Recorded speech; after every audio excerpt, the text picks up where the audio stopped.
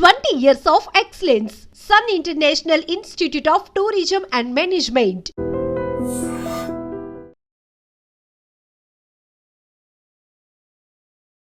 చాలా బాగున్నారండి. Thank you. ఎవరి దిష్టి తగలకూడదు నాకా ఇద్దరికి. నాకు ఆవిడ ఎక్స్ప్రెషన్ చూడండి.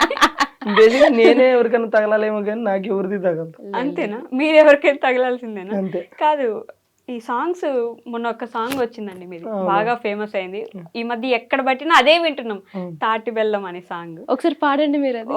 అదే నేను అడగబోతున్నా. నేను అది పాడాలంటే కూడా లిరిక్స్ నేర్చుకుందామని నేను పొద్దు నుంచి ట్రై చేస్తున్నా. అసలు అది తెలుగేనా? తెలుగుని మీరు ఏమన్నా ఇట్లా ఇట్లా కట్టి అట్లా కట్ చేసి ఒరకట్టు ఒక షాట్ అని అట్లా ఏమైనా కట్ చేశారు ఆ సాంగ్ ని? అర్థం కావట్లేదు ఆ పాట పాడడానికి. ఇంకొంతమంది తెలుగుని తెగులు పట్టించారు కదా అనే వాళ్ళు కూడా ఉన్నారు ఇప్పుడు. సో ఒకసారి మీరు ఆ పాట పాడండి, ఆ పాట వెనక ఉన్న అర్థము చెప్పండి నాకు. బేసిక్గా అది ఏంటంటే మనకి ఒకప్పుడు జానపదాలు కానీ ఫోక్ సాంగ్స్ కానీ, ఇప్పుడు అప్పట్లో మన అమ్మమ్మ వాళ్ళు మన తాతయ్య వాళ్ళు పొలాలకు వెళ్ళినప్పుడు వరిచేలికి వెళ్ళినప్పుడు పాడుకునే పాటలు అవన్నీ. ఇప్పుడు జనరల్గా అందరం కూడా నార్మల్గానే పాడతాం. ఆ కొంతమంది ఏంటంటే అప్పట్లో ఉన్న వాళ్ళు ఈ స్టైల్ కూడా ఉంది. అది నేనేదో కొత్తగా సృష్టించింది కాదు. నేను కూడా దేవకమ్మ అని ఇన్స్టాలో ఏదో ఒక ఇంటర్వ్యూ చూసినప్పుడు అమ్మ పాట ఇట్లాగే ఉంది. తాటి బెల్లం ఐదరు అని ఉంటే నాకెందుకో నచ్చింది. అబ్బా ఇది బాగుంది కదా, ఈ స్టైల్ ఇప్పుడు వరకు లేదు కదా. దాని తర్వాత నేను మీరు అన్నట్టే మీమ్స్ చూసా, కానీ పాజిటివ్గా చూసా. ఎట్లా అంటే ఇప్పుడు వరకు బ్రేక్ డాన్స్ చూసాము, ఫస్ట్ టైం బ్రేక్ సాంగ్ చూస్తున్నాము అని చెప్పేసి నేను అట్లా చూసా. నాకు ఎందుకు మంచిగా అనిపించి ఆ తర్వాత నేను ఆవిడ నెంబర్ తీసుకుని కనుక్కొని ఆవిడతో పిలిపించుకుని ఏందమ్మా చేద్దామా అంటే చేద్దాం అన్నది. ఆవిడ దగ్గర ఉన్న లిరిక్స్ ఇస్తే నేను అవి చేంజ్ చేసి నా స్టైల్లో తర్వాత మీ లిరిక్స్ ఇవన్నీ కూడా నేను రాసుకున్నాను అనమాట. సో అందులో మనకి ఏంటంటే అర్థం కాకపోవడానికి ఏమీ లేదు. బేసిక్ గా మన జీవితం అనేదే అర్థం కాదు, పజిల్ మంది. కరెక్ట్. అది అర్థం చేసుకున్నాం అనే ఫీల్ లో ఉంటాం మనం.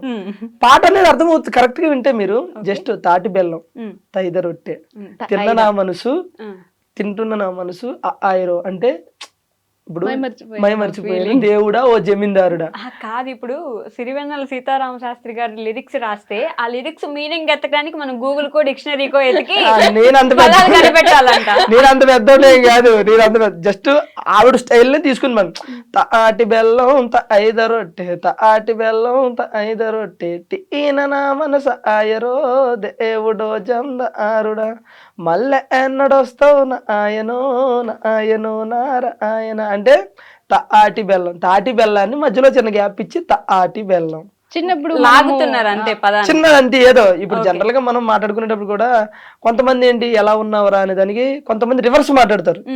రున్నావు లాయే అని చెప్పి మాట్లాడుతాను. ఆ స్టైల్లో ఇది ఏంటంటే తాటి బెల్లాన్ని తాటి బెల్లం, తైద రొట్టెని ఐద రొట్టె ఇలా బయట మాట్లాడుకుంటారు. బయట అవి మాట్లాడుకుంటారు. ఆ టైప్ లో ఇది అన్నట్టు. కానీ మంచి అప్లాజ్ వచ్చింది నాకు ఈ సాంగ్ నుంచి. అంటే మా ఇండస్ట్రీ నుంచి కూడా చాలా మంది ఫోన్ చేశారు నాకు. సంపూర్ణేష్ బాబు అన్న, తర్వాత మన తాగుతు రమేష్ అన్న, గెటప్ సీన్ అన్న, నాకు చాలా మంది ఎవరో పెద్ద పెద్ద సింగర్స్ మ్యూజిక్ డైరెక్టర్ వీళ్ళు కూడా ఫోన్ చేశారు. తమ్ముడు నువ్వు ఏదైతే చేసావో ప్రయోగం అది బాగుంది తమ్ముడు. పాట కూడా అంటే ఫస్ట్ విన్నప్పుడు అబ్బా ఇదేదో ఉందిరా అని ఉంది. తర్వాత తెలియకుండా మా ఇంట్లో కూడా మేడం తింగిన్నావా పంగుడుకున్నావా ఎంగలకున్నావా ఇట్లా వచ్చేస్తుంది అది ఆ టైప్లో అని చెప్పేసి. దట్టి ఇంకోటి ప్రజెంట్ ఉన్న ఈ సిచ్యువేషన్ లో ట్రెండింగ్ 1 అనేది నాటే జోకురా తమ్ముడు. అదే టైంలో మన రాజాసాబు ప్రభాస్ గారి ట్రైలర్ కూడా ఉంది, అది కూడా దాటి మీద ట్రెండింగ్ 1కి వచ్చింది అని అంటే కనుక నువ్వు కొట్టేవు తమ్ముడు అని చెప్పి. ఇంకొంతమంది అయితే నీది కామెడీ ఫీల్డ్ లో నువ్వు ఏదైనా ఒక స్కిట్ చేసి ట్రెండింగ్ 1 తెప్పించావంటే నీ జోనర్ లో అది వేరే తమ్ముడు. కానీ నువ్వు నీకు సంబంధం లేని జోనర్ అంటే సింగింగ్ అనేది నాకు సంబంధం లేని, అది కూడా ఫోక్, నీకు సంబంధం లేని జోనర్ లో నువ్వు ట్రెండింగ్ 1 తెప్పించావంటే నువ్వు చాలా గ్రేట్ అంటే నాకు తెలియని చిన్న ఆనందం. సాంగ్ విషయంలో నాకు బాగా అనిపించింది, నేను ఆనందపడ్డది ఏంటంటే డ్రెస్సింగ్ చాలా బాగా అంటే పిచ్చి పిచ్చి, నేను ఎవరిని తప్పు పట్టిన, అది వాళ్ళ సాంగ్ స్టైల్ అయి ఉండొచ్చు, పిచ్చి పిచ్చి బట్టలు వేసేసి మంచి సాంగ్ పెట్టినా కూడా తెలుగుదనం పోయిందే అని ఒక మిస్సింగ్ ఉండేది. ఇక్కడ సాంగ్ నాకు అర్థం కాకపోయినా అంటే లాగుతున్నారు, అది అర్థమవుతుంది, ఒక 2-3 సార్లు వింటే అర్థమవుతుంది నిదానంగా, బట్ కష్టపడాల్సి వస్తుంది సాంగ్ అర్థం చేసుకోవడానికి, ఈజీగా రావద్దు యాక్చువల్లీ. సో డ్రెస్సింగ్ విషయానికి వస్తే, మీ డ్రెస్సింగ్ అసలు ఎంత బాగుందంటే ఆ సాంగ్ లో నీట్ గా చీర కట్టుకొని ఆ పూలు ఇట్లా కట్టి పెట్టేసుకొని మన ఎక్కడో వదిలేసిన దాన్ని మళ్ళీ కొంచెం ముందుకు తీసుకొచ్చిన ఫీలింగ్ వచ్చింది. Thank you so much. బేసిక్గా ఆసియా కంటే నేను ఎక్కువ హ్యాపీ ఫీల్ అవుతూ ఉంటాను. జనరల్గా ఇన్స్టాలో కానీ లేకపోతే మేము ఏదైనా చేసే వీడియోస్లో కానీ, అంటే నటన అనేది ఒకసారి 2 సార్లు మహా అయితే వారం 2 వారాలు తర్వాత తెలిసిపోద్ది. స్టిల్ ఇప్పటికి ఆసియా ఇండస్ట్రీకి వచ్చి 6 years 5 years అవుతుంది. ఈ 6 years 5 years తన అలాగే ఉంటుంది ఆ స్టైల్. అది అప్పుడప్పుడు కింద కమెంట్లు పెడుతూ ఉంటారు, అక్క ఈ రోజుల్లో ఇలా ఉండడం అంటే ఇలా ఉండేవాళ్ళు ఏదో ఒక టైంలో ఏదో ఒక పార్టీలోనో సంథింగ్ ఎక్కడో దుక్కున చేంజ్ అవుతుంది, కానీ తింది ఇలాగే ఉంటుంది. ఆ కింద కమెంట్లు పెడతారు, ఈ రోజుల్లో కూడా ఈ డ్రెస్సింగ్ స్టైల్ మెయింటైన్ చేయడం, అది ఇండస్ట్రీలో ఉంటూ నువ్వు వేరే అక్క అది పెట్టడం అనేసి కింద ఇలాంటి దేవత నీకు దొరకడం ఊరే ఎంతసేపు అది నాకు దొరకడమే అదృష్టం తప్ప కానీ నేను దొరికేది అదృష్టం లేదా, నేను మనిషిని కాదా? కాదండి, నిజంగానే. ఎందుకని ఎవరిష్టం వాళ్ళది, తప్పు లేదు. ఇంకొకరు వేసుకునేదాన్ని నేను తప్పు పట్టిన, కానీ ఇదే డ్రెస్సింగ్ స్టైల్ ఎందుకు మెయింటైన్ చేస్తున్నారా, ఆరు మేనేజ్ చేస్తున్నారా, ఈయన కోసం చేస్తున్నారా? సో డ్రెస్సింగ్ స్టైల్ అంటే ఇప్పుడు మా అమ్మ కూడా ట్రెడిషన్ గా ఉంటేనే ఇష్టం, జీన్స్ అవి నచ్చవు ఫస్ట్ నుంచి. కానీ మనం ఏంటి బీటెక్ వచ్చాక కొంచెం అందరితో పాటు మనం కూడా పాష్ ఉండడం, జీన్స్ నేను కూడా వేసేదాన్ని, జీన్స్ వేసేదాన్ని, కొంచెం స్లీవ్లెస్ అలా వేసేదాన్ని. కానీ వన్స్ నూకరాజు మనకు ఆ క్లోజ్నెస్ ఎక్కువైన తర్వాత, వన్స్ నా లైఫ్ లోకి వచ్చిన తర్వాత నాకు చెప్పేవాడు, ఇట్లా ఉండాలి, ఇట్లా చూస్తారు అబ్బాయిలు, అట్లా చూస్తారు అంటే నీకెందుకు అని చెప్పి, ఎట్లుంటేంది అది వాళ్ళు అలా చూస్తారు, మన ఇష్టం, మనం ఎలా ఉంటే అదేంటి నేను రివర్స్ చెప్పేదాన్ని, అది నా ఇష్టం నీకెందుకు అని చెప్పేసి. బట్ నేను ఒక్కసారి ఆలోచించిన ఒక సిచ్యువేషన్ లో, అరే మా అమ్మ కూడా ఇట్లా చెప్తుంది కదా, నాకు మెల్లిగా అర్థమైంది తిని కూడా చెప్పేది కరెక్టే కదా అని చెప్పి, తిని నాకు చెప్పడం వరకు తిని చేశాడు, దాన్ని నేను నా ఇష్టంగా తర్వాత మార్చుకున్నా. సో ఇన్ కేస్ అప్పుడప్పుడు షూట్ లో ఏదన్నా సిచ్యువేషన్ వచ్చినప్పుడు దానికి తగ్గట్టు కాస్ట్యూమ్స్ నేను వెయ్యాలి అన్నప్పుడు కూడా నాకు నచ్చట్లేదు ఇప్పుడు అలా వేయాలన్నా కూడా. సో అట్లా చెప్పడం వేరు, బలవంత పెట్టడం వేరు. నీకు అదే చెప్తాను, చెప్పడం చాలా డిఫరెంట్. బలవంత పెట్టడం, నువ్వు లేదు నువ్వు ఇదే వేసుకుంటే వేసుకో అని అంటే మీరు వేసుకునే వాళ్ళు కాదు, జస్ట్ చెప్పి వదిలేశారు కాబట్టి ఆలోచించి మార్చుకున్నారు, అంతేనా? అవును అంతే. బలవంత పెట్టారు చాలా అంటే నాకు భయపడేసుకుంటావా అని అంటాడు. కాదు, నీకు భయపడదాని అయితే నువ్వు లేనప్పుడు నాకు నచ్చినట్టు ఉంటాను, నువ్వు ఉన్నప్పుడు నీ ముందు యాక్టింగ్ చేస్తాను.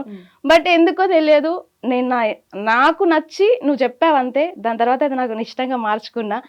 ఒక నీ ఇష్టం అనుకోవచ్చు, మా అమ్మ కూడా చెప్పింది, మా అమ్మకి నచ్చినట్టు అనుకోవచ్చు. సో మీ ఇద్దరు ఇష్టాలు కలిస్తే ఇలా ఉండడం కూడా మంచికే కదా అని చెప్పేసి నేను మార్చుకున్నా.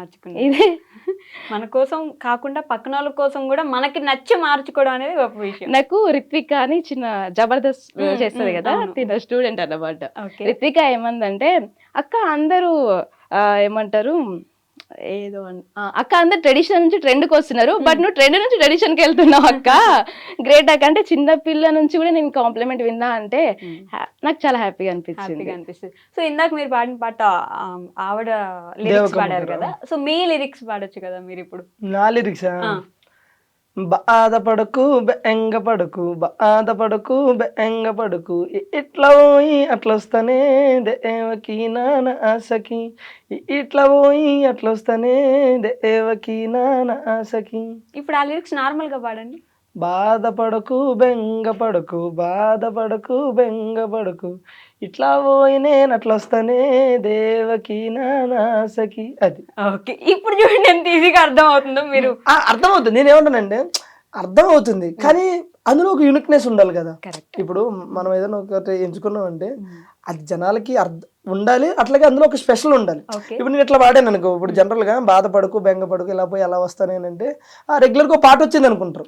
ఇప్పుడు ఈ రోజు మీకు అది తిరిగింది మైండ్ లో, ఏమని ఏంది అసలు ఈ బాధేంటి బెంగ ఏంటి అనేది తిరిగింది అని అంటే యూనిక్నెస్ ఉంది కదా, అంతే.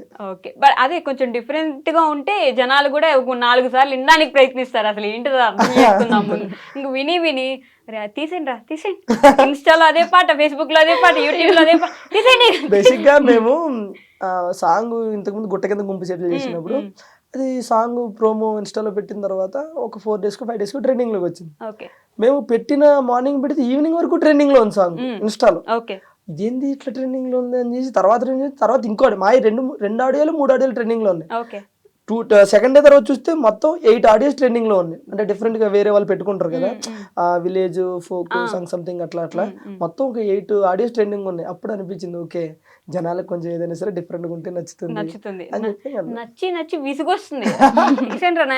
మేమే భయపడుతున్నాం, అయ్యో ఎంతగానో వస్తుంది ఇన్స్టాలో జనాలు తిట్టుకోవట్లేదు కదా అని చెప్పి. నిజంగా తిట్టుకుంటారండి, బ్లాక్ చేసేస్తే ఇంకోసారి మీరు పెట్టారంటే అన్నాళ్ళు ఉన్నారు మీ వీడియో. మాకు ఆశీర్వాదాలు. వాళ్ళు తిట్లే మీకు ఆశీర్వాదం. నాకెందుకో మీకు అన్యాయం జరిగింది అనిపిస్తూ ఉంటుంది. నాకా ఏం జరిగింది మీరే చెప్పండి. ఎప్పుడు ఆయనే పాటలు పాడతారు ఎందుకని? ఆ లేడీ సింగర్ ఇంకొక సింగర్ వస్తుంది, మీరు ఎప్పుడు పాడరు ఎందుకు? సరే ఇప్పుడు పాడిపోయింది నువ్వు ఆగు. సరే నేను అప్రయోగం చేయనండి.